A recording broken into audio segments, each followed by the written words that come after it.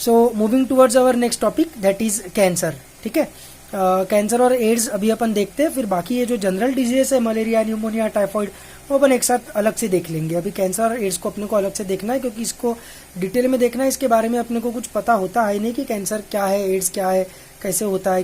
ठीक है, उसका mechanism we are not aware of. तो सबसे पहले कैंसर। कैंसर में क्या होता है, कैंसर की ग्रोथ में नियोप्लाज्म होता है ना, नियोप्लाज्म।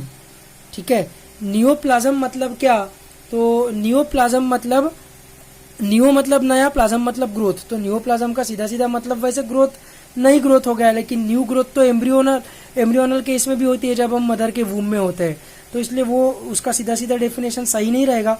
नियोप्लाज्म मतलब अनकंट्रोल्ड, नियोप्लाज्म मतलब अनकंट्रोल्ड ग्रोथ, ठीक है, ऑफ टिश्यूज, है ना। तो नियोप्लाज्म के कारण, अनकंट्रोल्ड ग्रोथ ऑफ टिश्यूज के कारण ऑफ कोर्स क्या होगा, फॉर्मिंग, उसके कारण क्या होगा, फॉर्मिंग ट्यूमर्स, है ना। अपन ने कैलोर, डोलोर, उसमें भी रूबोर ट्यूमर, उसमें भी ट्यूमर देखा था, लेकिन ये ट्यूमर अलग चीज़ है। इसमें ये ट्यूमर में क्या सिर्फ सूजन नहीं है, यहाँ पर बहुत सारी सेल्स ने uncontrolled growth, uncontrolled cell division किया हुआ होने के कारण क्या हो जाता है, फोड़ा, है ना, ट्यूमर तैयार हो जाता है। तो ये सिर्फ सूजन नहीं है, यहाँ पर एक्चुअल में मल्टीपल सेल्स है ना। अब एक चीज ध्यान रखना कि ये ट्यूमर्स क्यों तैयार हुए, बिकॉज ऑफ अनकंट्रोल्ड ग्रोथ, है ना। अनकंट्रोल्ड ग्रोथ क्यों हुआ, क्योंकि मतलब नॉर्मली अनकंट्रोल्ड ग्रोथ क्यों नहीं होता है, ये अपने को सोचना पड़ेगा ना। तो नॉर्मली अनकंट्रोल्ड ग्रोथ इसलिए नहीं होता है क्योंकि अपने पास ग्रोथ इनहिबिटिंग, ग्रोथ को इनहिबिट करने वाले फैक्टर्स होते हैं। ठीक है, ग्रोथ को इनहिबिट करने वाले फैक्टर्स होते हैं जो उसको अनकंट्रोल ग्रो होने से रोकते हैं।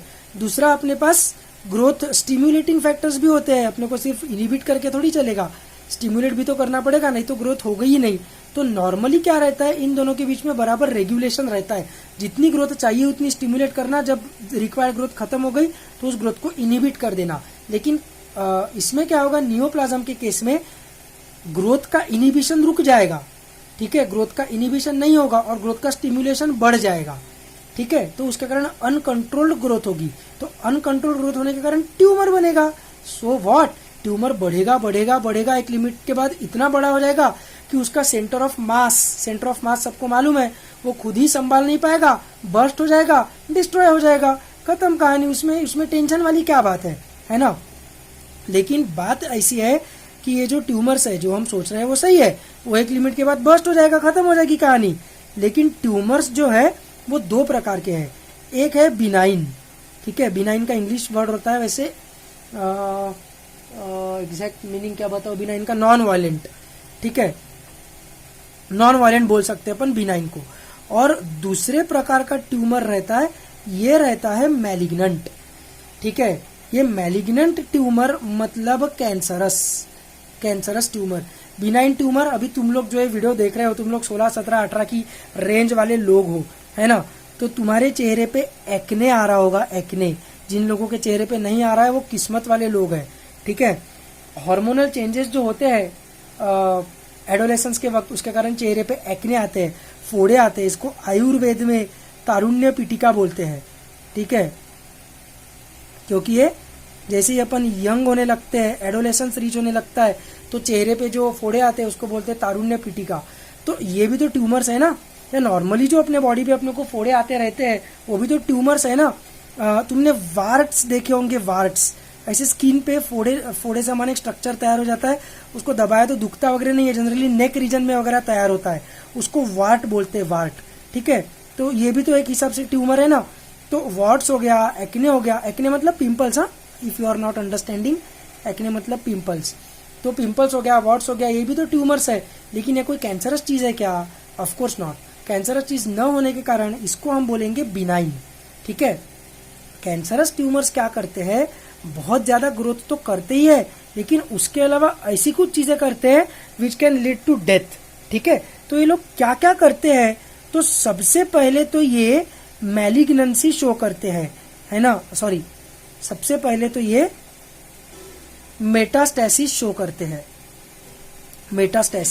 मेटास्टेसिस मतलब माइग्रेशन, जहां पर जैसे अपन अलग अलग प्रकार के कैंसर सुनते हैं, स्किन कैंसर, ब्रेस्ट कैंसर, टंग कैंसर, ठीक है, लीवर कैंसर, लंग कैंसर, है ना, सर्वाइकल कैंसर, प्रोस्टेट कैंसर, अलग अलग प्रकार के कैंसर हम सुनते हैं, retinoblastoma that is I cancer, ठीक है।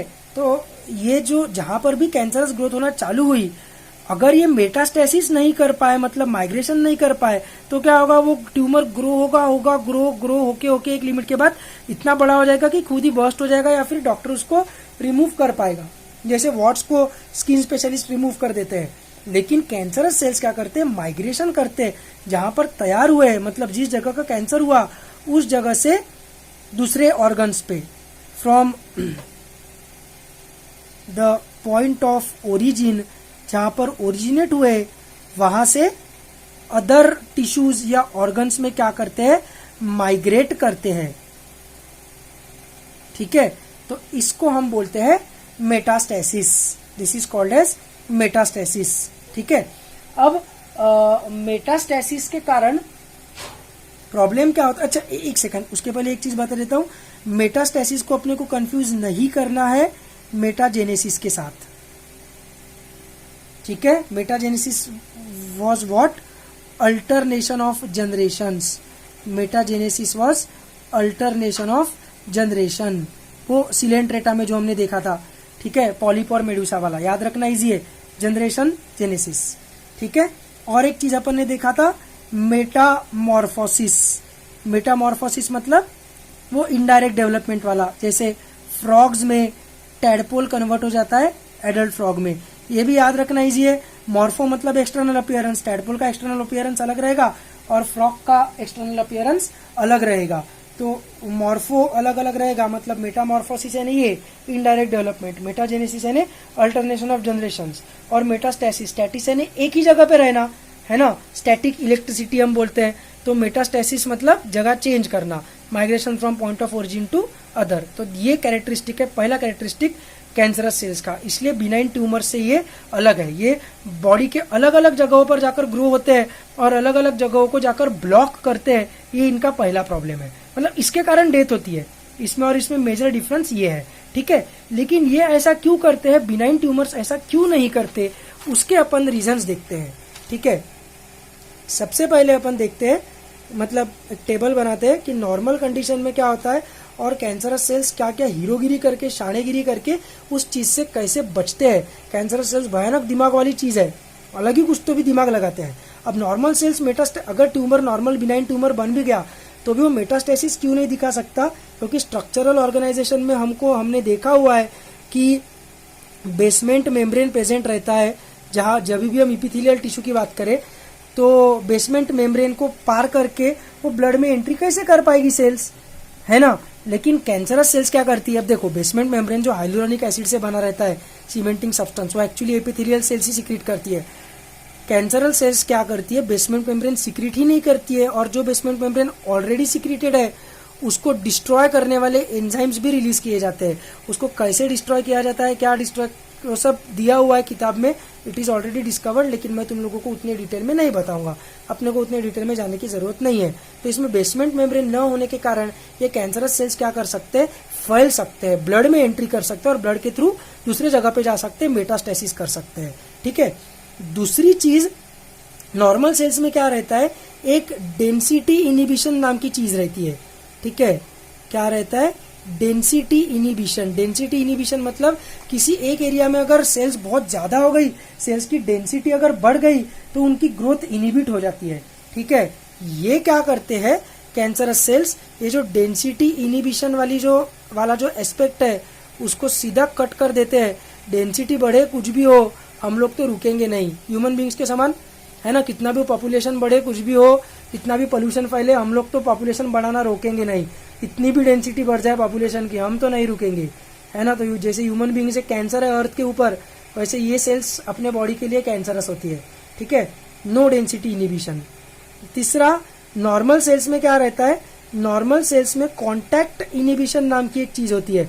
कॉन्टैक्ट इनिबिशन मतलब जैसे सेल्स अगर ऐसे ग्रो होते होते होते होते ऐसे एक तरफ ग्रो हो रही है, ठीक है, सेल का सेल्स वो किसी चीज को जाके टकरा है, अगर किसी ऑर्गन को या किसी टिश्यू को, मतलब ऑलरेडी प्रेजेंट सेल्स को, या अगर तुम पेट्री प्लेट में सेल्स को ग्रो कर रहे होगे तो पेट्री प्लेट के बॉर्डर को जाके टकरा है, मतलब किसी भी चीज को जाके वो टकरा है, किसी भी चीज के साथ कांटेक्ट हो गया तो उनकी ग्रोथ रुक जाती है, क्योंकि ऑब्वियस सी चीज है कि अपन टकरा गए मतलब इधर और ग्रो होने को जगह नहीं है, तो कांटेक्ट इनिबिशन होगा। लेकिन कैंसरस सेल्स क्या शानेगिरी करती है, तो इनमें नो कांटेक्ट इनिबिशन, कांटेक्ट हो जाए, डेंसिटी बढ़ जाए, कुछ भी हो जाए, हम तो हमारा मल्टीप्लिकेशन नहीं रोकेंगे, सीधी बात है, ठीक है।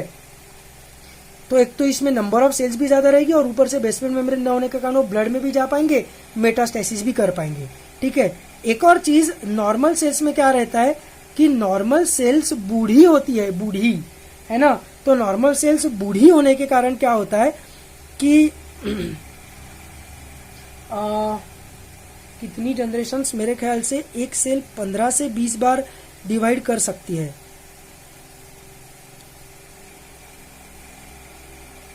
ठीक है, डाई मर जाएंगे या फिर बूढ़े हो जाएंगे, मतलब और डिवीजन नहीं कर पाएंगे, ठीक है। लेकिन कैंसरस सेल्स का ऐसा नहीं है। कैंसरस सेल्स क्या करते हैं, टीलोमरेज नाम का एक एंजाइम है, टीलोमरेज एंजाइम को एक्टिवेट कर लेते हैं और ये टीलोमरेज एंजाइम एक्टिवेट होने के कारण सेल्स बूढ़ी होने से बचती है, सेल्स बूढ़ी नहीं होती है, ठीक है। जैसे हमारे जो टेस्टिस और ओवरी की सेल्स है उनमें टीलोमरेज एक्टिवेटेड रहता है, इसलिए वो सेल्स कभी बूढ़ी नहीं होती। ये टीलोमरेज सेल्स बूढ़ी होना यानी बेसिकली क्या, और टीलोमरेज एक्टिवेट होने के कारण वो बूढ़ी क्यों नहीं होती, ये अपने को समझ में आएगा मॉलिक्यूलर बायोलॉजी में, मतलब जब हम डीएनए रेप्लिकेशन पढ़ेंगे तब, ठीक है, फॉर फ्रेशर्स। बाकी रैंकर्स को तो टीलोमरेज की कंसेप्ट मालूम है, टीलोमरेज एक्टिवेट होने के कारण ये सेल्स बूढ़ी नहीं होती है, बूढ़ी नहीं होने के कारण ये मरेगी भी नहीं, ठीक है। उसके बाद पांचवी चीज, नॉर्मल सेल्स में क्या रहेगा कि नॉर्मल जो ट्यूमर जो रहेगा वो नॉर्मल ट्यूमर कितना भी ग्रो हो गया तो भी ट्यूमर तो फास्ट ग्रो होगा, लेकिन ट्यूमर के सेंटर में जो सेल्स है उनको ऑक्सीजन नहीं मिल पाएगा, क्योंकि ट्यूमर जैसे जैसे ग्रो होगा वैसे वैसे ब्लड वेसल्स को भी तो ग्रो होना पड़ेगा ट्यूमर की सेल्स को ब्लड सप्लाई करने के लिए, लेकिन वो ब्लड वेसल्स उतने फास्ट ग्रो नहीं हो पाएगी, तो due to lack of oxygen क्या होगा, लैक ऑफ ऑक्सीजन के कारण तो normal tumours will die, at least centre वाली सेल्स तो मरने लगेगी, ट्यूमर के सरफेस पे तो भी सेल्स को कहीं ना कहीं से ऑक्सीजन इधर उधर के ब्लड से, आजू बाजू के ब्लड से मिल जाएगा, लेकिन नॉर्मल ट्यूमर्स क्या हो जाएंगे, बिनाइन ट्यूमर्स क्या हो जाएंगे, due to lack of oxygen मरने लगेंगे।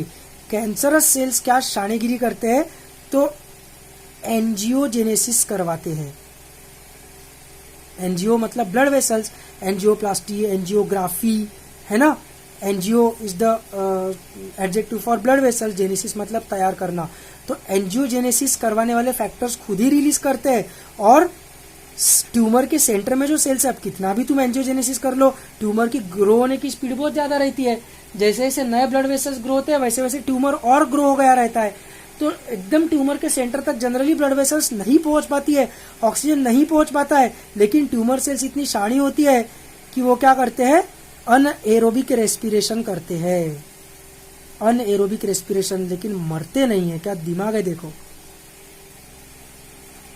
ठीक है।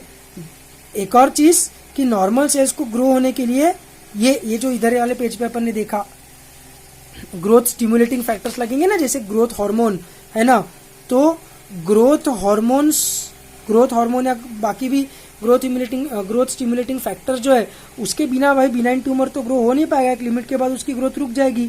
कैंसरस सेल्स इतनी शानी होती है, कैंसरस सेल्स क्या करती है, ऑटोक्राइन स्टिम्युलेशन करती है, ऑटोक्राइन स्टिम्युलेशन मतलब क्या, ऑटो मतलब सेल्फ है ना, ऑटोमोबाइल है ना, जो खुद से चलेगा, पैडल नहीं मारना पड़ेगा, ऐसे गाड़ी को अपन ऑटोमोबाइल बोलते हैं, ठीक है, ऑटो मतलब सेल्फ, ठीक है, ऑटो रिक्शा जो खुद से चलेगा जिसको पैडल नहीं मारना पड़ेगा, और crine is the adjective of hormone, endocrine, exocrine, merocrine, है ना, तो खुद ही ग्रोथ फैक्टर्स रिलीज करते हैं, ग्रोथ हार्मोन रिलीज करते हैं, और फिर बोलते हैं अरे ग्रोथ हार्मोन आ गया, अभी हमको स्टिमुलेट होना पड़ेगा, ग्रो करना पड़ेगा, और फिर खुद ही ग्रोथ करते हैं। खुद ही रिलीज करना, खुद ही ग्रो करना, ऐसी शानेगिरी कैंसरस सेल्स करते हैं। ठीक है, तो क्या है कि सिर्फ कोई एक चीज हो जाने से कैंसर नहीं होता। कैंसर होने के लिए कितनी सारी चीजें होनी पड़ेगी। अगर टीलोमरेज एक्टिवेट हो गया लेकिन ये नहीं हुआ तो ट्यूमर कितना भी बड़ा बन गया तो भी वो मेटास्टेसिस नहीं कर पाएगा, है ना। अगर बेसमेंट मेम्ब्रेन गायब हो गया लेकिन टीलोमरेज एक्टिवेट नहीं हुआ तो वो कितना भी मेटास्टेसिस कर ले, कुछ भी कर ले, 15 से 20 टाइम्स डिवीजन करने के बाद सेल्स मरने लगेंगे क्योंकि सेल्स बूढ़ी होने लगेगी, है ना। सब कुछ हो गया लेकिन कांटेक्ट इनिबिशन अगर बंद नहीं हुआ तो कांटेक्ट इनिबिशन हो जाएगा और उसका ग्रोथ रुक जाएगा।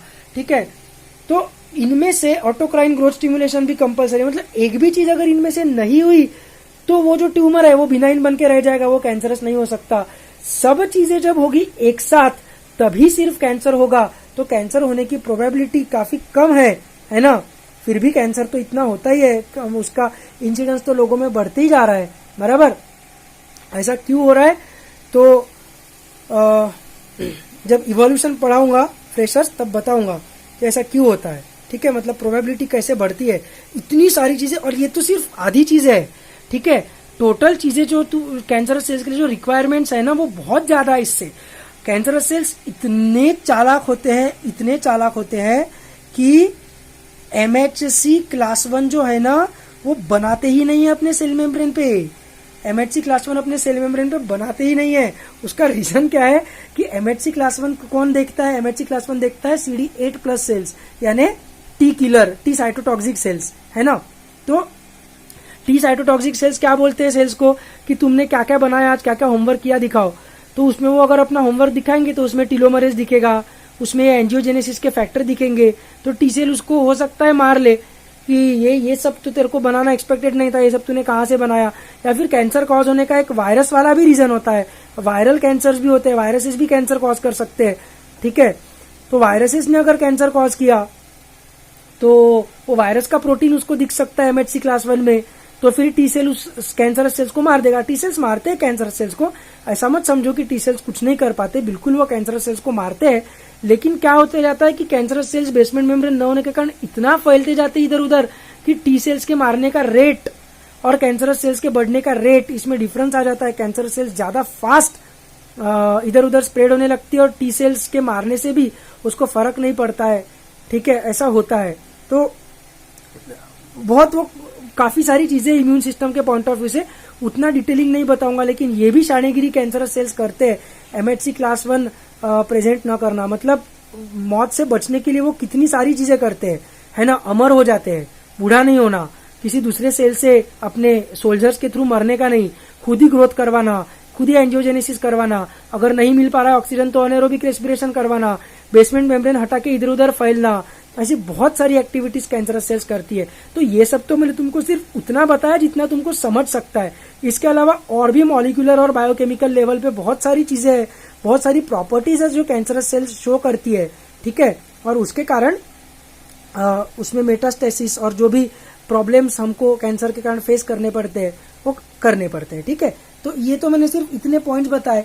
अब हम बढ़ते हैं उसके जेनेटिक्स के तरफ कि जेनेटिकली स्पीकिंग जो हमने ये चीज जो बोली थी, कौन सी, कि ग्रोथ इनहिबिटिंग फैक्टर बंद हो जाते हैं और ग्रोथ स्टिमुलेटिंग फैक्टर स्टिमुलेट हो जाते हैं। तो कौन सी ग्रोथ इनहिबिटिंग जीन्स है और कौन सी ग्रोथ स्टिमुलेटिंग जीन्स है, let us see that now.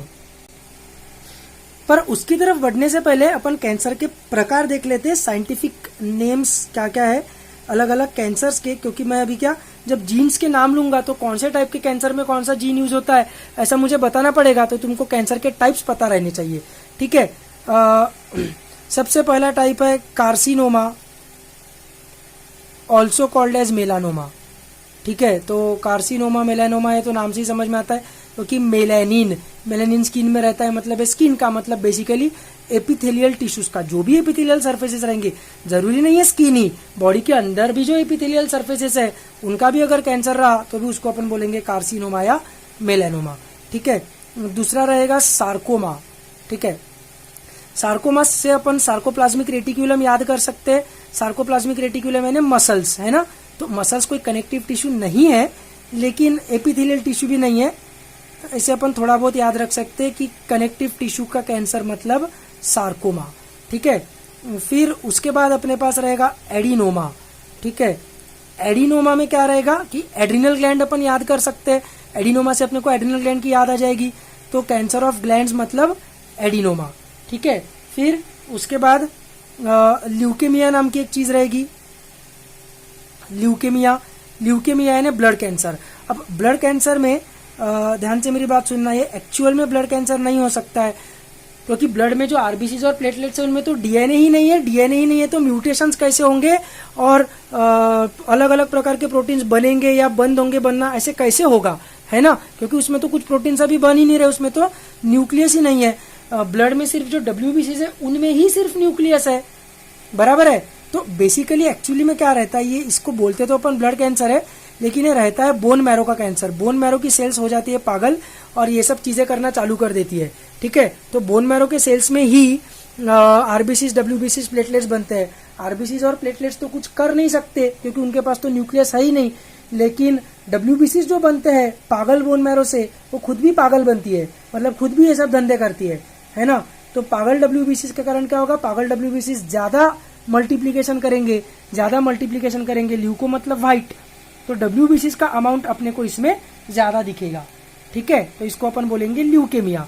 और उसके बाद रहेगा लिम्फोमा, ये रहेगा cancer of lymph nodes, spleen etcetera. ठीक है, मतलब लिम्फोइड टिश्यू का कैंसर बेसिकली मतलब लिम्फोमा। ठीक है, इसके अलावा और भी प्रकार है, लेकिन इतने प्रकारों से मेरा काम भी हो जाएगा और स्टेट बोर्ड की बुक में भी इतने दिए हैं, तो अपन इतने ही देखते हैं। ठीक है, अभी अपन बढ़ते हैं जीन्स की तरफ। अभी अपना क्या टॉपिक देखना है कि कौन सी ग्रोथ इनिबिटिंग जीन्स है जो ब्लॉक हो जाती है और कौन सी ग्रोथ स्टिम्युलेटिंग जीन्स है जो एक्स्ट्रा एक्टिवेट हो जाती है। ठीक है, तो सबसे पहले हम देखते हैं ग्रोथ स्टिम्युलेटिंग जीन्स। सबसे पहले हम देखेंगे ग्रोथ स्टिम्युलेटिंग जीन्स। बहुत खतरनाक बायोकेमिस्ट्री है कैंसर की, जबरदस्त चीज है एकदम, मतलब डिजीज के पॉइंट ऑफ व्यू से नहीं लेकिन बायोकेमिस्ट्री के पॉइंट ऑफ व्यू से। ठीक है, कैसे कैसे सेल्स मॉडिफिकेशंस करते, कैसे कैसे म्यूटेशंस होते जाते हैं।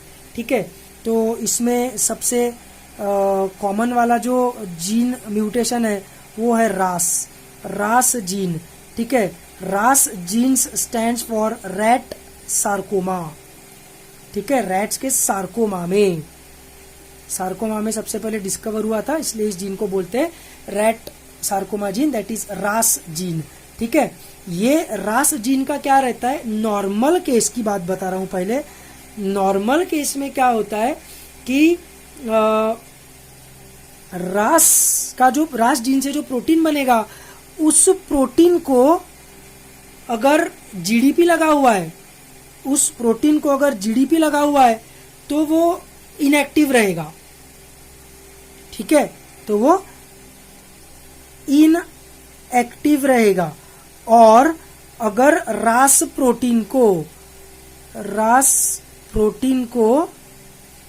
जीन से रास प्रोटीन बनाएंगे ना, राइबोसोम्स, है ना, उसको अगर जीटीपी लगा है तो वो एक्टिव हो जाएगा। ठीक है, इसमें क्या होता है, रास जीन इस प्रकार से म्यूटेट हो जाता है कि उससे जो प्रोटीन बनता है रास प्रोटीन, उसके ऊपर जीडीपी रहा तो भी वो एक्टिव रहता है, उसके ऊपर जीटीपी रहा तो भी वो एक्टिव रहता है। और इस रास प्रोटीन का काम क्या है, रास प्रोटीन का काम है स्टिम्युलेशन ऑफ ग्रोथ। तो इस रास प्रोटीन को तुम इनएक्टिवेट कर ही नहीं सकते कैंसर के केस में। नॉर्मल केस में क्या रहेगा, जब तुमको ग्रोथ रोकनी है तो जीटीपी को तोड़ दो, जीडीपी और इनऑर्गेनिक फॉस्फेट में, तो रास प्लस जीडीपी जो रहेगा वो तो इनएक्टिव फॉर्म है, कहानी खत्म। लेकिन कैंसरस सेल्स में क्या होता है, रास जीडीपी भी एक्टिवेटेड और रास जीटीपी भी एक्टिवेटेड, तुम कुछ कर ही नहीं सकते। ठीक है, तो इसमें रास जीन के कारण तुमको डेफिनेटली मतलब अनलिमिटेड ग्रोथ होगी। तो ये एक जीन हो गई रास जीन। ठीक है, रास जीन का म्यूटेशन अपने को कौन से कैंसर्स में मिलता है, तो अपने को मिलता है ब्लैडर कैंसर में। ठीक है, ये अपने को मिलता है ब्लैडर कैंसर में, यूरिनरी ब्लैडर का कैंसर। फिर अपने को पैंक्रियाटिक कैंसर में मिलता है ये सब याद नहीं रखना, इसी एग्जाम्पल के लिए बता रहा हूँ। ठीक है, पैंक्रियाटिक कैंसर में इसका म्यूटेशन अपने को मिलता है रास जीन का, ठीक है। और एक है लेकिन छोड़ो, वो तुम्हारे मतलब तुमको नहीं ध्यान में आएगा। ये दो अपने एग्जांपल्स ठीक है, bladder cancer and pancreatic cancer. तो इसमें क्या हो रहा है, सीधा सीधा म्यूटेशन हो रहा है ना। रैंकर्स नॉर्मल म्यूटेशन हो रहा है, इसको अपन बोलेंगे पॉइंट म्यूटेशन, ठीक है। दूसरी एक चीज है, अगेन रैंकर्स को समझेगा, फ्रेशर्स को नहीं समझेगा, do not worry. Reciprocal translocation हमने क्रोमोसोमल एब्रेशंस में देखा था जेनेटिक्स में रैंकर्स कि chromosome 9 and chromosome 22, chromosome 9 and chromosome 22 के बीच में रेसिप्रोकल ट्रांसलोकेशन अगर हुआ तो एक डिजीज होता है जिसका नाम है myeloid leukaemia. Leukaemia is nothing but blood cancer. For the freshers, reciprocal translocation का मतलब यह है कि क्रोमोसोम 9 का थोड़ा हिस्सा क्रोमोसोम 22 पे चले जाता है और क्रोमोसोम 22 का हिस्सा क्रोमोसोम 9 पे आ जाता है, ठीक है। बाकी रैंकर्स ये चीज याद आ रही है ना, वो अपन ने वो भी देखा था क्राइडू-कैट सिंड्रोम, जिसमें क्रोमोसोम 5 टूट जाता है, उससे क्राइडू-कैट सिंड्रोम होता है ना। डिलीशन में देखा था हमने क्रोमोसोमल एब्रेशन के। और रेसिप्रोकल ट्रांसलोकेशन में क्या होता है, माइलॉइड ल्यूकेमिया, ठीक है। इसमें क्या हो रहा है, इसमें हो रहा है माइलॉइड ल्यूकेमिया, ठीक है। तो इसमें क्या होता है, क्रोमोसोम 9 से ABL नाम की जीन ट्रांसलोकेट होती है क्रोमोसोम 22 पे, ठीक है। ट्रांसलोकेट हो जाती है क्रोमोसोम 22 पे।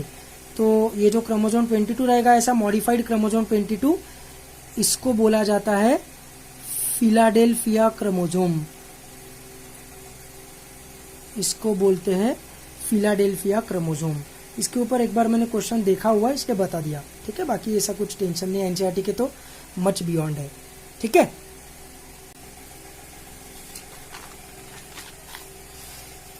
इसके अलावा कुछ ग्रोथ फैक्टर्स,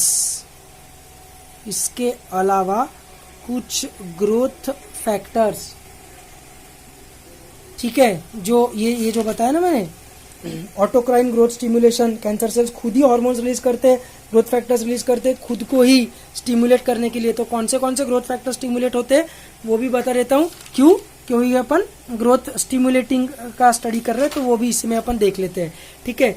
तो इसमें सबसे कॉमन जो है वो है प्लेटलेट डिराइव्ड ग्रोथ फैक्टर, ठीक है। फ्रेशर्स मेरे को याद दिलाना, प्लेटलेट डिराइव्ड ग्रोथ फैक्टर के ऊपर एक मस्त कहानी बताऊंगा तुमको, PDGF बोलते हैं इसको, ठीक है। फिर ट्रांसफॉर्मिंग ग्रोथ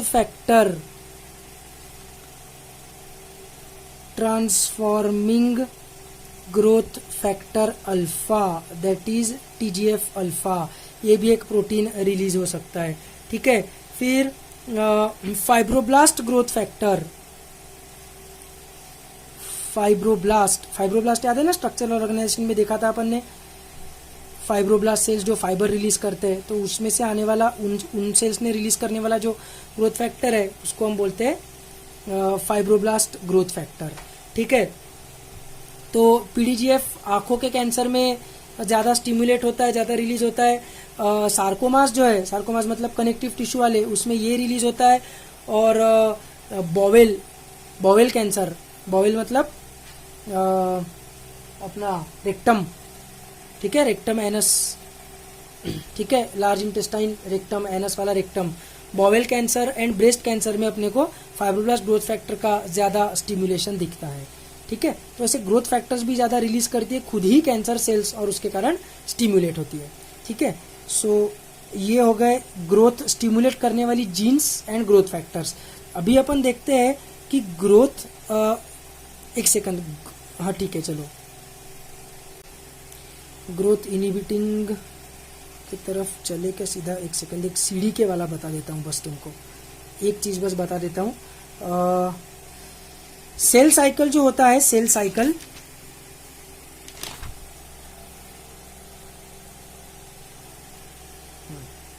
सेल साइकिल जो होता है, सेल साइकिल को रेगुलेट करने के लिए साइक्लिन्स नाम के प्रोटीन्स रहते हैं, ठीक है, साइक्लिन्स। और ये साइक्लिन्स क्या करते हैं, एक्टिवेट या डीएक्टिवेट्स, एक्टिवेट या डीएक्टिवेट करते हैं काइनेजेस को। काइनेज मतलब ट्रांसफर ऑफ फॉस्फोरिक एसिड, है ना, ओथलील, oxidoreductase, transferase, hydrolase, lyase, isomerase, ligase, ठीक है। तो उसमें से जो ट्रांसफरेज है, उस ट्रांसफरेज के अंडर आते हैं काइनेज, फॉस्फेट ट्रांसफर वाले, हेक्सोकाइनेज, यानी हेक्सो शुगर के ऊपर फॉस्फेट ट्रांसफर करना एटीपी से, है ना, ग्लाइकोलाइसिस की पहली स्टेप है, एंजाइम्स के वक्त बताया था वो वाला। तो काइनेजेस को एक्टिवेट करते हैं। तो काइनेजेस क्या करेंगे, दूसरे एंजाइम्स को जाकर उनके ऊपर एक तो फॉस्फोरिक एसिड ऐड करेंगे या फॉस्फोरिक एसिड रिमूव करेंगे, और फॉस्फोरिक एसिड ऐड या रिमूव करने के कारण एंजाइम्स एक्टिवेट या डीएक्टिवेट होते हैं।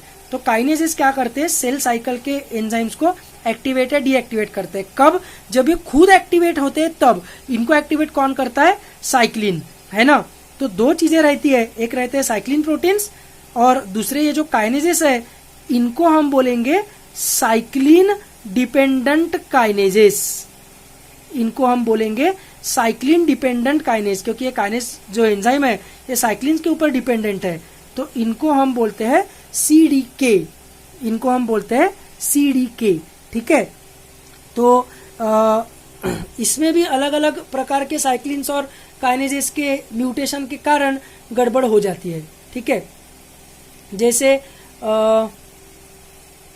फॉर एग्जाम्पल ब्रेस्ट कैंसर में साइक्लिन डी नाम का एक, साइक्लिन के भी अलग अलग प्रकार होते हैं, तो उसमें से जो साइक्लिन डी है, साइक्लिन डी ब्रेस्ट कैंसर में म्यूटेट हो जाता है।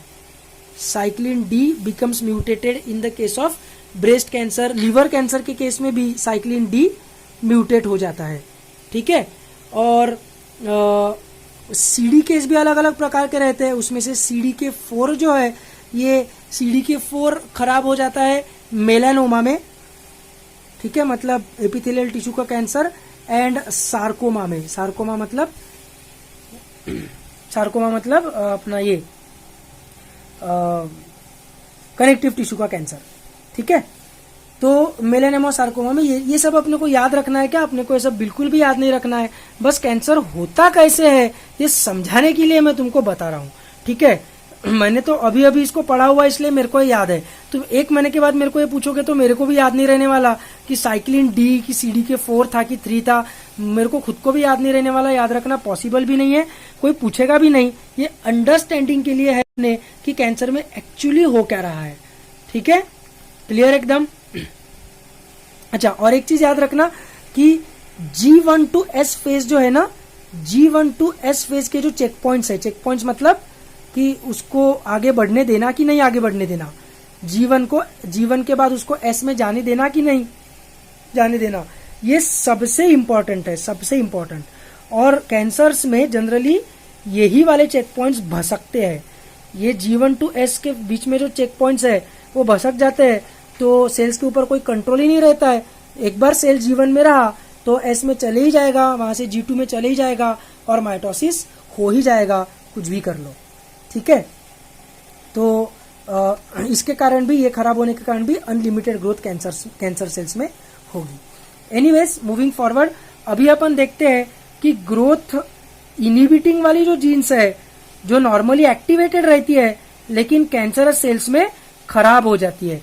ग्रोथ इनहिबिटिंग जीन्स जो है वो नॉर्मली एक्टिवेटेड रहती है लेकिन कैंसरस सेल्स में खराब हो जाती है, बराबर है।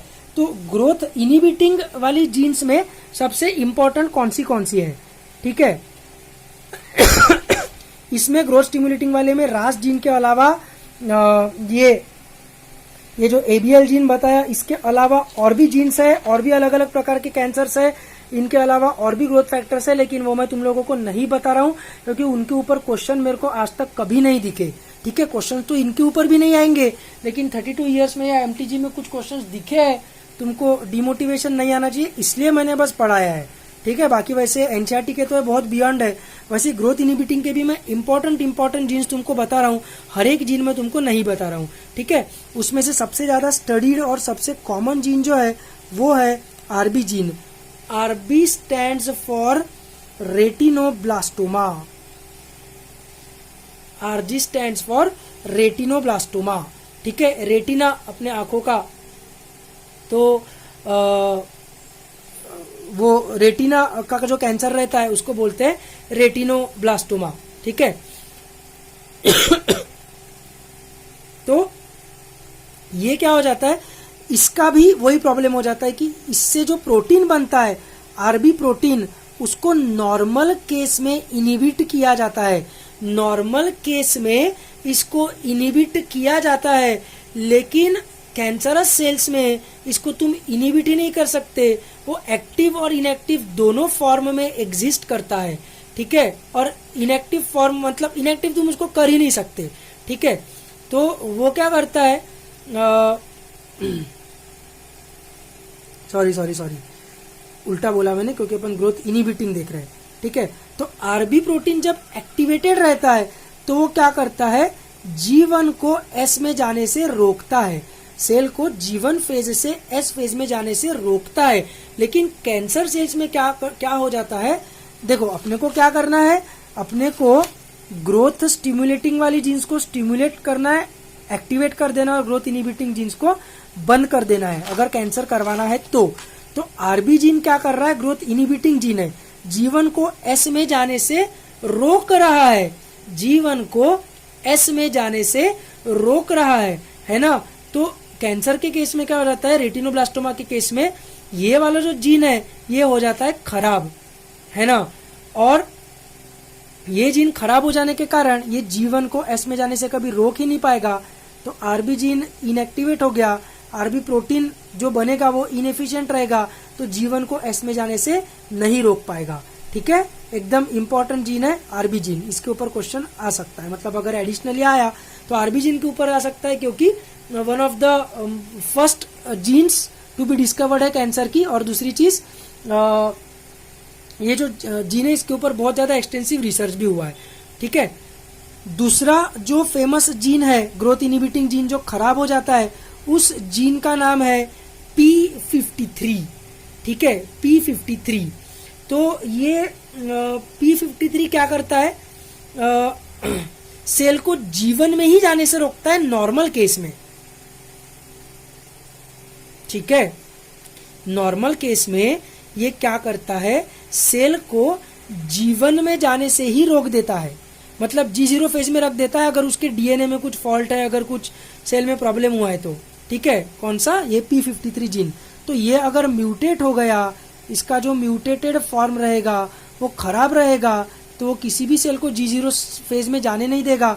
तो हर एक सेल G1 फेज में ही रहेगा, हर एक सेल G1 फेज में रहेगा तो S फेज में जाएगा, G2 में जाएगा और मल्टीप्लिकेशन कंटिन्यू करेगा। ठीक है, दूसरा P53 का एक तो म्यूटेटेड फॉर्म क्या करेगा, फेल्स टू इनहिबिट ग्रोथ, है ना। अपने को बेसिकली उसको G1 में जाने से क्यों रोकना है, क्योंकि अगर डीएनए में कुछ डिस्ट्रक्शन हो गया है, डीएनए डैमेज हो गया है, तो उसको G1 में जाने से रोक दो, G0 में ले जाओ with the help of the P53 protein. P53 gene से P53 नाम का प्रोटीन बनेगा, है ना। और फिर G0 फेज में उसका डीएनए ठीक कर दो और फिर उसको वापस चाहे तो G1 में ले जाओ। लेकिन यहाँ पर क्या होगा, P53 खराब हो जाएगा तो हर एक सेल, मतलब जो भी कैंसरस सेल्स है जिसका भी P53 खराब हो गया, वो सेल हमेशा G1 फेज में ही रहेगा। तो अगर उसका डीएनए डैमेज भी हो गया तो क्या होता है, कैंसरस सेल जो है, अच्छा हुआ एक चीज याद आ गई, एक और चीज ऐड कर देता हूं यहाँ पर।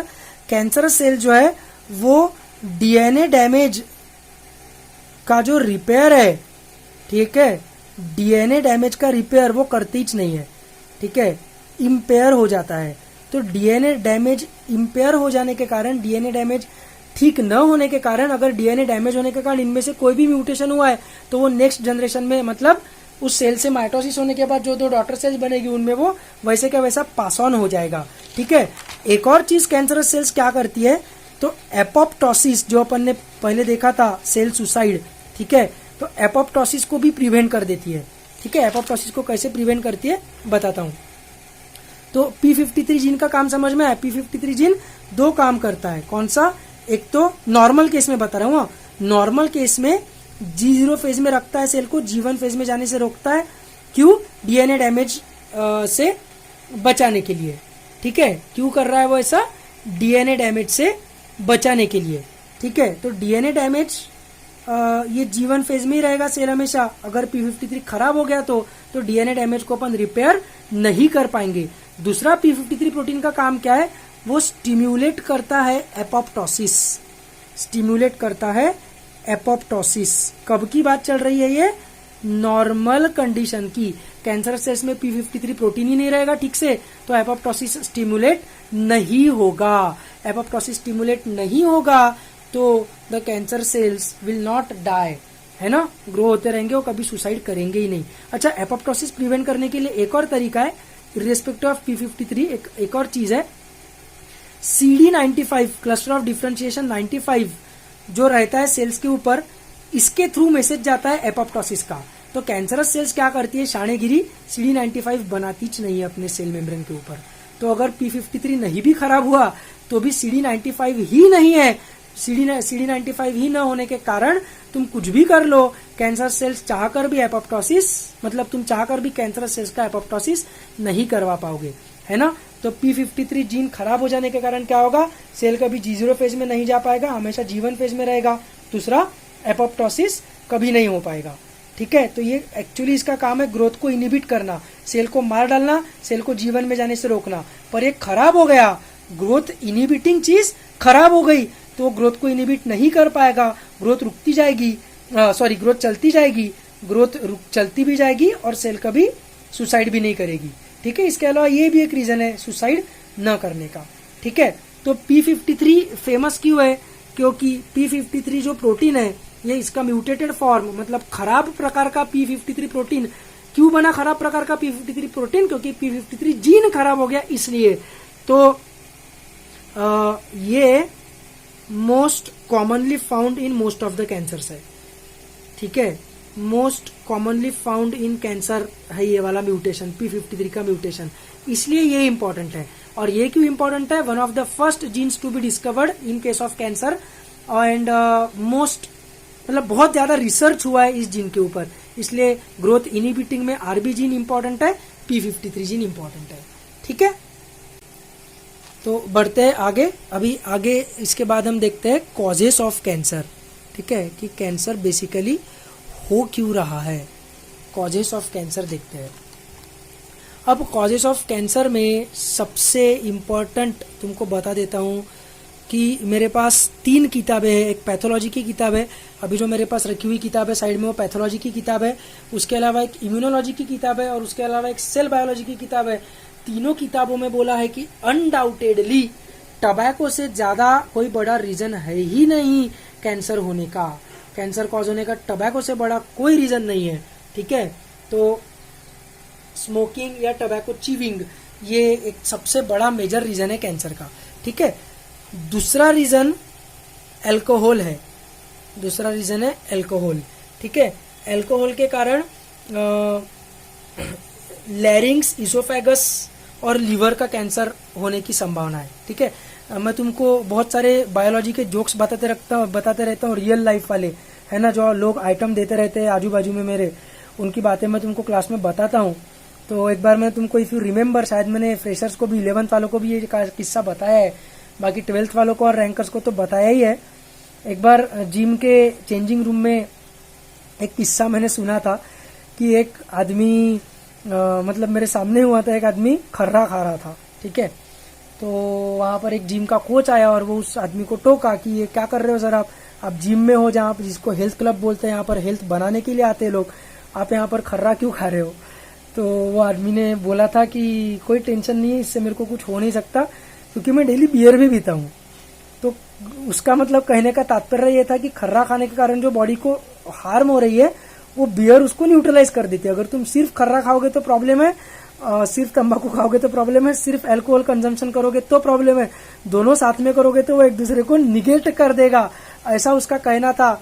लेकिन I will like to show you here, यहाँ पर क्या लिखा हुआ है, alcohol and tobacco together further accentuate यानी बढ़ाता है the risk of developing cancer of the upper aero digestive tract.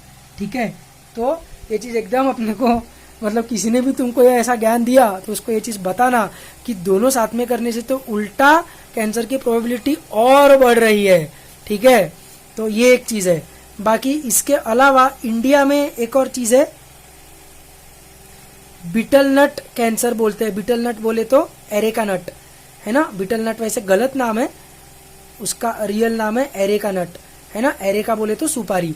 तो सुपारी जो खाते हैं लोग, पान में सुपारी खाते हैं और उसको पान को साइड में रखते हैं, मुंह में बहुत देर तक दबा के रखते हैं, तो बीटल नट के कारण भी कैंसर होता है। ठीक है, वो भी एक रीजन है। उसके अलावा बाकी एनवायरमेंटल रीजंस भी है, जैसे मैंने तुमको बताया था इथिडियम ब्रोमाइड। ठीक है, या बहुत सारी ऐसी चीजें। अभी लोग बोलते हैं कि नूडल्स में जो MSG रहता है ना, मैसेंजर ऑफ गॉड नहीं, मोनोसोडियम ग्लूटामेट। ठीक है, क्या उसके कंपनी का नाम क्या है, वो मोनोसोडियम ग्लूटामेट बनाने वाली फेमस कंपनी, उस कंपनी के नाम से उस प्रोडक्ट को बोला जाता है, मेरे को याद ही नहीं आ रहा है। बहुत ही कॉमन नाम है, मैसेज करना, तुम लोगों को समझ जाएगा मैं क्या बोल रहा हूँ तो, है ना। या मेरे को याद आएगा तो मैं बोल दूंगा क्या है, मुंह पे वो नाम लेकिन याद नहीं आ रहा है। कि वो नूडल्स में रहता है, उसके कारण कैंसर होता है। तो ऐसा कोई एविडेंस नहीं है कि नूडल्स खाने से कैंसर होता है। स्मोकिंग को जितनी गालियां देनी है दे सकते हैं, अल्कोहल को, बीटल नट को गालियां दे सकते हैं अपन, नूडल्स को गालियां दिया तो नहीं चलेगा, है ना। पर लेकिन लोगों का मानना है कि नूडल्स खाने से भी कैंसर होता है। तो basically fast food, junk food से भी कैंसर होता है।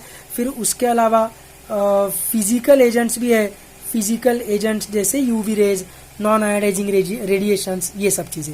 ठीक है, इसके बारे में मैं थोड़ा सा और डिटेल में बताऊंगा। तो ये अपना स्पेशल है एक इंडिया का, ये तो खैर पूरे दुनिया में ही रहेगा, ये इंडिया का थोड़ा सा स्पेशल है।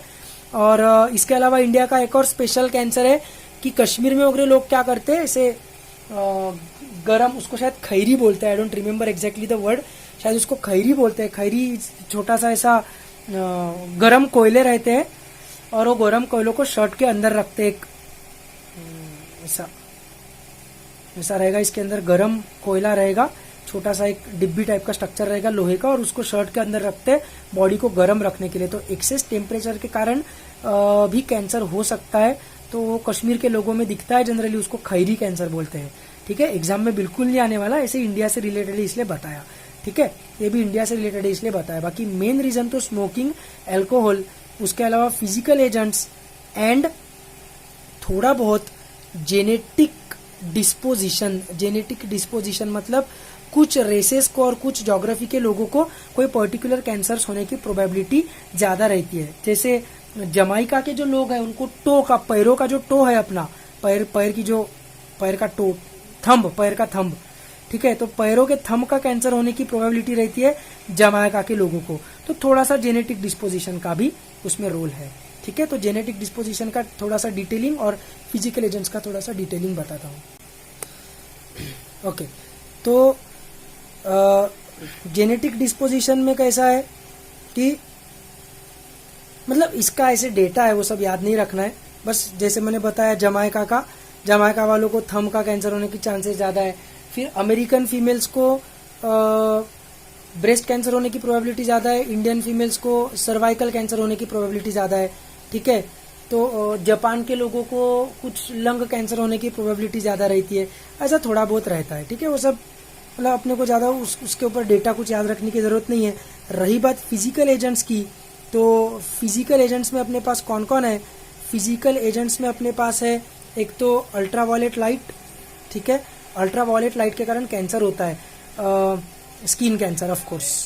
ठीक है, तो ये अल्ट्रावायलेट लाइट जो सन से आ रहा है उसके कारण भी प्रॉब्लम होता है।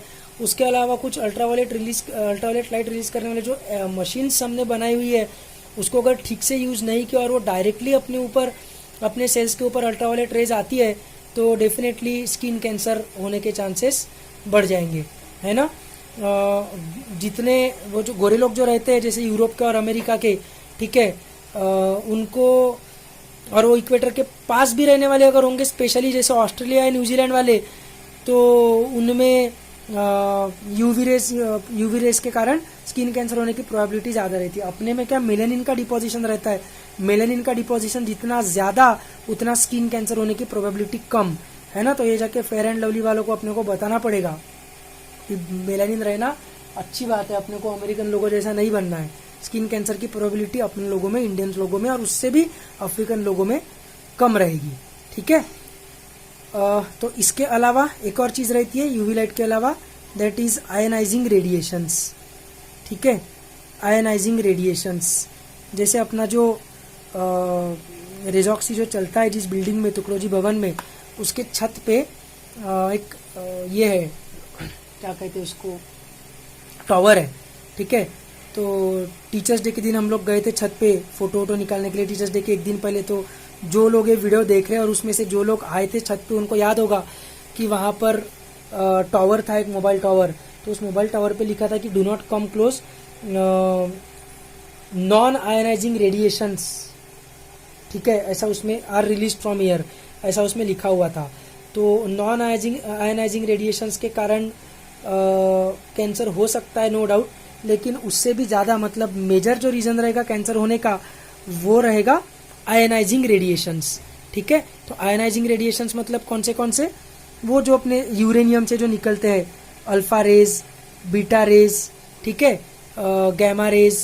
ठीक है, ये रेडिएशन चैप्टर में तुमने पढ़ा होगा, नहीं पढ़ा होगा तो तुम पढ़ोगे। तो alpha rays, beta rays, gamma rays जो है, beta rays are nothing but high velocity electrons. ठीक है, alpha rays are nothing but helium atom, वो जो रुदरफोर्ड ने गोल्ड फॉइल पे मारा था। ठीक है, तो ऐसे ये जो रेडियो एक्टिव मटेरियल से, यूरेनियम से रिलीज होता है, रेडियम से रिलीज होते हैं ये सब चीजें।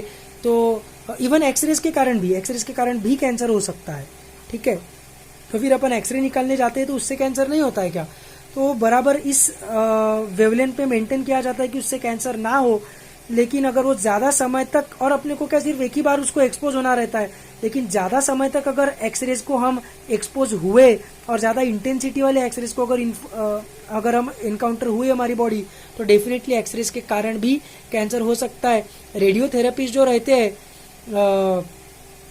अभी तो अपने को पता चल गया कि इसके कारण कैंसर होता है, लेकिन स्टार्टिंग के समय जो रेडियोथेरेपी के लैब में काम करने वाले जो लोग रहते थे, एक्सरे निकालने वाले जो डॉक्टर्स रहते थे, उनको कैंसर हो जाता था। इवन रेडियम को डिस्कवर करने का काम जिसने किया, दैट इज मेरी क्यूरी।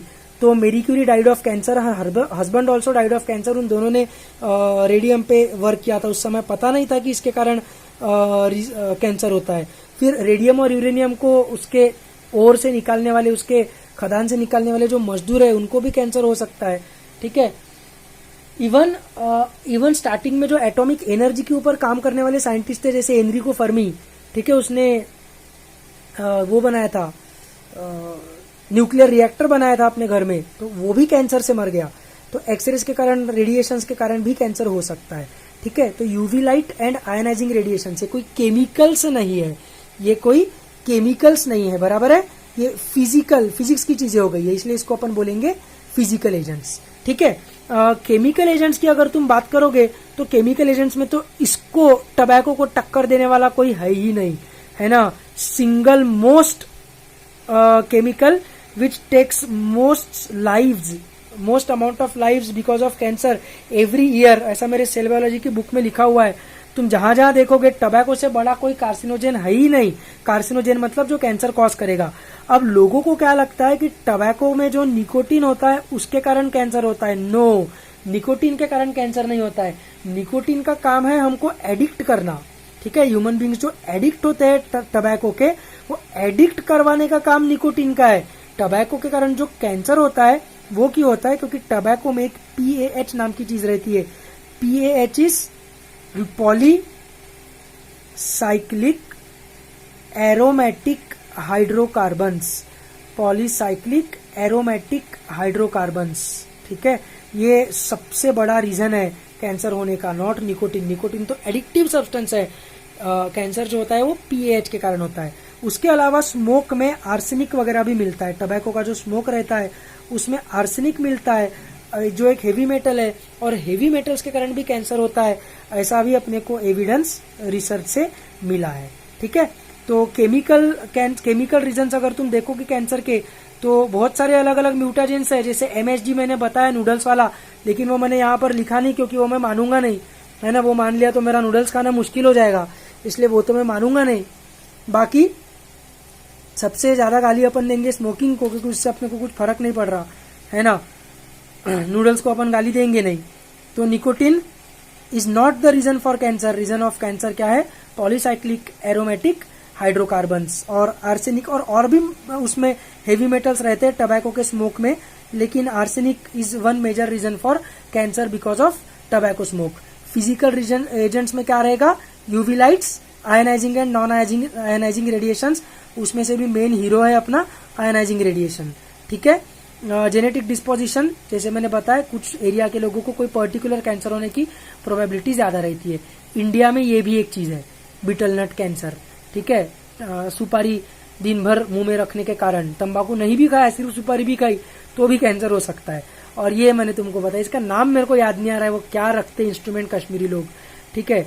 तो उसके कारण कश्मीर के लोगों को कैंसर होता है। और एक मेरे पैथोलॉजी के बुक में एक चीज दी हुई है कि आंध्र प्रदेश के लोग जो है वो रिवर्स स्मोकिंग करते हैं, मतलब सिगरेट का जो जला हुआ एंड रहता है वो मुंह में रखते हैं। ठीक है। ऐसा मैंने तो कभी देखा नहीं, लेकिन उस किताब में लिखा हुआ है, तो उसके कारण उनको कैंसर होने की प्रोबेबिलिटी ज्यादा हो जाती है, ऐसा उसमें लिखा हुआ है। ठीक है। तो ये तो कॉजेस हो गए। इसके अलावा और भी कुछ नए कॉजेस डिस्कवर हुए हैं recently, that is bacterial causes of cancer, sorry biological causes of cancer. ठीक है। तो बायोलॉजिकल में बैक्टीरियल भी है, फंगल भी है, ठीक है, और वायरल भी है। उसमें से भी सबसे बड़ा हीरो जो है वो है वायरल। ठीक है। तो वायरल कैंसर जो है वो कौन से वायरसेस के कारण होते हैं? तो एक तो डीएनए वायरसेस के कारण होंगे या फिर आरएनए वायरसेस के कारण होंगे। कौन से डीएनए वायरसेस के कारण कैंसर होता है, कौन से आरएनए वायरस के कारण कैंसर होता है, उसकी बस लिस्ट तुमको दे देता हूं। तो इसमें अपन देख सकते हैं पैरासाइट्स, शिस्टोसोमा, हेमेटोबियम। शिस्टोसोमा याद होगा शायद अपने को, ब्लड फ्लूक है ना, प्लेटी एलिमेंट्स पे हमने देखा था, तो वो कॉज कर सकता है यूरिनरी ब्लैडर का कैंसर। ठीक है। पर ये इतना कुछ इंपॉर्टेंट नहीं है। फंगस में एस्परगिलस फ्लेवस जो है इन स्टोर्ड ग्रेन्स एफ्लाटॉक्सिन नाम का टॉक्सिन रिलीज करता है। ये इंपॉर्टेंट चीज है। एफ्लाटॉक्सिन के ऊपर माइक्रोब्स इन ह्यूमन वेलफेयर में क्वेश्चंस मैंने देखे हुए हैं, तो ये अपने को पता होना चाहिए। Aspergillus फ्लेवस liberates aflatoxin. ठीक है। हेपेटो मतलब लीवर कैंसर वो कॉज कर सकता है।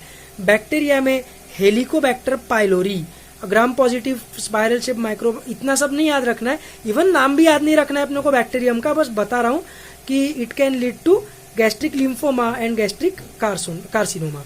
ठीक है। बट अगेन बैक्टीरिया और फंगस उतना इंपॉर्टेंट नहीं है। ये एस्परगिलस फ्लेवर्स बस याद रख लेना, ये तो बिल्कुल याद रखने की जरूरत नहीं है।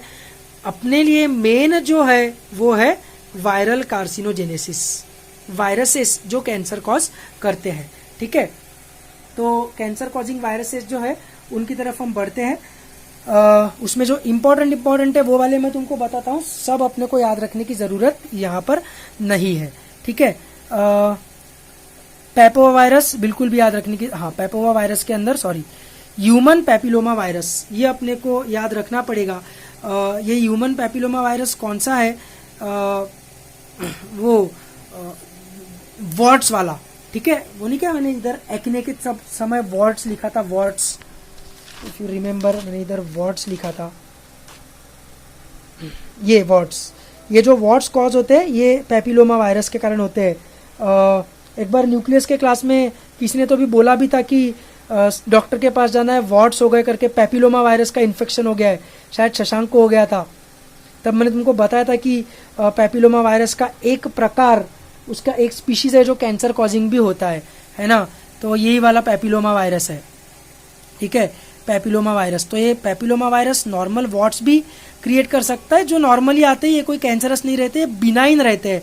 लेकिन पैपिलोमा वायरस की कुछ प्रकार है जो सर्वाइकल कैंसर कॉज कर सकते हैं। ठीक है। तो ये इंपॉर्टेंट है। फिर SV40 काफी कॉमन वायरस है। ये ह्यूमंस का नहीं है, सिमियन वायरस है ये, सिमियन SIMIAN, सिमियन मतलब मंकीज। ठीक है। तो सिमियन वायरस 40 जो है वो देखो मंकीज को कैंसर कॉज कर रहा है। ठीक है। हार्मलेस है वैसे, लेकिन हैमस्टर्स में ये सार्कोमा, हैमस्टर्स मतलब चूहे समान एनिमल रहता है। ठीक है। उसमें वो सार्कोमा कॉज कर रहा है। तो ये मेनली ह्यूमन बींग्स का नहीं है, सिमियंस के लिए है, मंकीज के लिए है, लेकिन काफी फेमस वायरस है और सबसे पहले डिस्कवर हुआ था, इसलिए कैंसर कॉजिंग वायरसेस में इसका इंपॉर्टेंस है। ठीक है, ह्यूमंस को ये कैंसर कॉज करता है क्या पता नहीं, क्वेश्चन मार्क दिख रहा है अपने को, पक्के से डिस्कवर नहीं हुआ है तो अपन इसको इग्नोर करेंगे। अपन सिमियन वायरस मेनली किसके लिए है, मंकीज के लिए। ठीक है, ह्यूमंस के लिए इंपॉर्टेंट कौन कौन हो गए, डीएनए वायरसेस में इंपॉर्टेंट है पैपिलोमा वायरस, दूसरा मंकीज के लिए SV40 वायरस। ठीक है, फिर ह्यूमन बींग्स में इंपॉर्टेंट है उसके बाद एप्स्टीन बार वायरस इंपॉर्टेंट क्यों है, बर्किट्स, देखो एप्स्टीन और बार नाम के दो साइंटिस्ट ने डिस्कवर किया था, इसलिए एप्स्टीन बार वायरस बोलते हैं। लिम्फोमा यानी लिम्फ नोड का कैंसर, ये कैंसर बर्किट नाम के साइंटिस्ट ने डिस्कवर किया था, इसलिए बर्किट्स लिम्फोमा वायरस को डिस्कवर किया था एप्स्टीन और बार ने। तो एप्स्टीन और बार वायरस क्या कॉज करता है, बर्किट्स लिम्फोमा कॉज करता है। क्यों इंपॉर्टेंट है, कौन बर्किट्स लिम्फोमा, कौन एप्स्टीन बार वायरस, कभी नाम तो भी सुना है क्या अपन ने, नहीं सुना है, लेकिन फिर भी ये इंपॉर्टेंट है। क्यों, क्योंकि एड्स पेशेंट जो होते हैं, एड्स पेशेंट, उनका इम्यून सिस्टम हो जाता है डाउन, और इम्यून सिस्टम डाउन होने के कारण दूसरे वायरसेस उनको इन्फेक्ट कर सकते हैं। तो उसमें से दूसरे वायरसेस में से एक सबसे इंपॉर्टेंट है Epstein Barr virus. AIDS patients को बर्किट्स लिम्फोमा होने की अच्छी खासी प्रोबेबिलिटी रहती है, इसलिए ये अपने लिए इंपॉर्टेंट है। ठीक है, वैसे ही ह्यूमन हर्पीज वायरस 8, हर्पीज इतना कॉमन डिजीज है, मैंने बोला था ना, चिकन पॉक्स जिसको हो गया उसको हर्पीज नहीं होता, हर्पीज जिसको हो गया उसको चिकन पॉक्स नहीं होता। तो हर्पीज के भी अलग अलग प्रकार है, उसमें से हर्पीज वायरस 8 जो है वो कपोसिस सार्कोमा कॉज कर सकता है, कपोसिस सार्कोमा। ठीक है, ये भी इंपॉर्टेंट है क्योंकि ये भी एड्स पेशेंट को बहुत कॉमनली पाया जाता है। तो एड्स के पॉइंट ऑफ व्यू से ही इंपॉर्टेंट है, कैंसर के पॉइंट ऑफ व्यू से इंपॉर्टेंट नहीं है। एप्स्टीन बार वायरस के कारण होने वाला बर्किट्स लिम्फोमा एंड हर्पीज वायरस के कारण होने वाला कपोसिस सार्कोमा, ये कैंसर के हिसाब से इंपॉर्टेंट नहीं है, लेकिन एड्स के हिसाब से इंपॉर्टेंट है, ये अपने को याद रखना है। ठीक है, फिर एडिनो वायरस काफी कॉमन वायरस है, इसलिए ये अपने को याद रखना है। पॉक्स वायरस यानी वो चिकन पॉक्स, स्मॉल पॉक्स वाला, वेरिसेला जोस्टर वायरस। ठीक है, तो वो ह्यूमंस में कैंसर कॉज कर सकता है। ठीक है, बाकी ये याद रखने की जरूरत नहीं है। तो डीएनए वायरसेस में अपन किसको किसको याद रखेंगे, पैपिलोमा को याद रखेंगे, SV40 को याद रखेंगे, हर्पीज वायरस को याद रखेंगे, हर्पीज वायरस में एप्स्टीन बार वायरस को याद रखेंगे। ठीक है, हर्पीज वायरस 8 को याद रखेंगे। ठीक है, बाकी पॉक्स वायरस को याद रखेंगे। ये है डीएनए वाले वायरसेस जो कैंसर कॉज कर सकते हैं। मूविंग टुवर्ड्स आरएनए वायरसेस जो ऑन्कोजेनिक है, जो ऑन्कोजेनिक है, राउस सार्कोमा वायरस, ये इंपॉर्टेंट है, राउस सार्कोमा वायरस।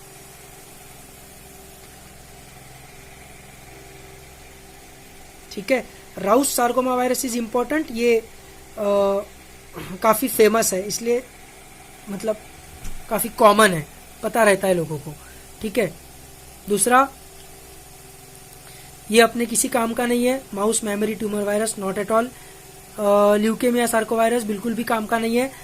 आरएनए वालों में अपने को बस याद रखना है राउस सार्कोमा वायरस और HTLV अपने को क्यों याद रखना है, क्योंकि HTLV का फुल फॉर्म है human T cell lymphotropic virus, जो टी सेल्स को इन्फेक्ट करता है, ऐसे वायरस को HTLV बोलते हैं। टी सेल्स को इन्फेक्ट करने वाला जो वायरस है वो एड्स वायरस, HIV वायरस भी टी सेल्स को इन्फेक्ट करने वाला है, तो HIV भी HTLV के अंडर आता है। तो जिनको HIV रहता है उनको कैंसर होने की प्रोबेबिलिटी ज्यादा रहती है। ठीक है, इसलिए HTLV अपने को याद रखना पड़ेगा। और दूसरा हेपेटाइटिस सी वायरस, तीसरा हेपेटाइटिस सी वायरस, ये भी इंपॉर्टेंट है क्योंकि हेपेटाइटिस सी काफी कॉमन डिजीज है ना।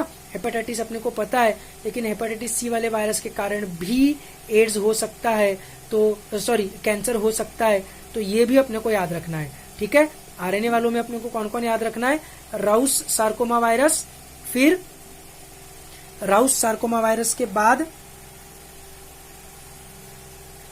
राउस सार्कोमा वायरस अपने को याद रखना है, उसके बाद अपने को याद रखना है HTLV, क्योंकि HTLV HIV भी उसके अंडर आता है, बहुत फेमस और बहुत इंपॉर्टेंट चीज है। और तीसरा अपने को याद रखना है हेपेटाइटिस, क्योंकि हेपेटाइटिस सी भी काफी कॉमन वायरस है, इसलिए वो भी अपने को पता होना चाहिए। ठीक है, बाकी इसका मोड वगैरह अपने को देखने की जरूरत नहीं है, कैसे वो इफेक्ट करता है। हाँ, इसके इफेक्ट्स देख लेते हैं हम कैंसर के कि इफेक्ट्स क्या क्या है। तो इफेक्ट्स दो प्रकार के हैं, एक है लोकल इफेक्ट्स और दूसरे है, कहाँ गया,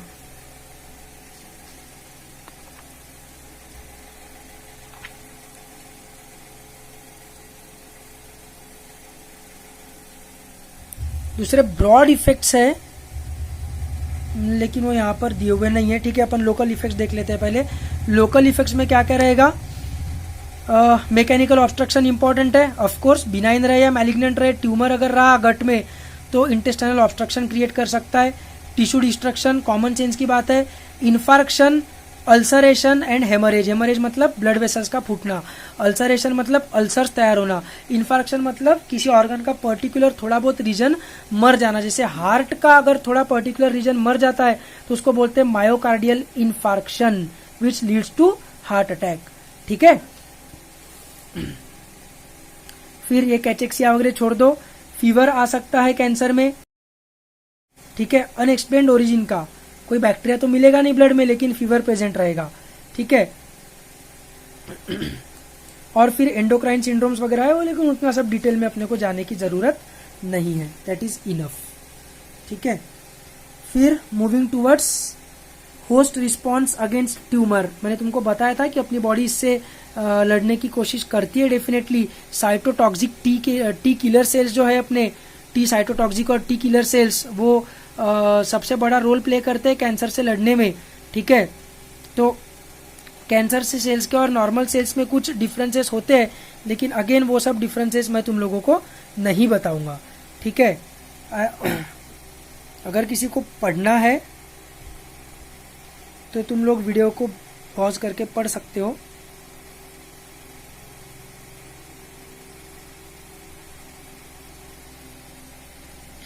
पर पढ़ने की जरूरत नहीं है, ऐसे एग्जाम वगैरह के पॉइंट ऑफ व्यू से तो बहुत एक्सेस चीज हो गई।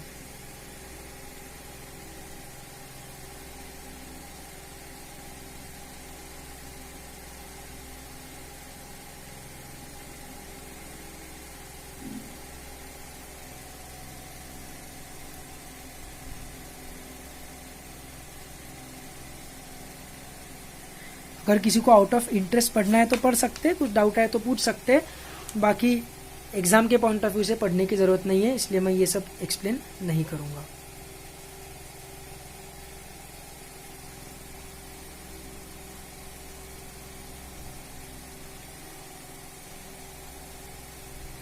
ठीक है, बाकी थेरेपी वगैरह आ गई है अभी। ये मोनोक्लोनल एंटीबॉडीज का है, रैंकर्स को पता है, तुम लोगों को भी समझ जाएगा जब अपन बायोटेक्नोलॉजी पढ़ेंगे तब। Cytokine therapy,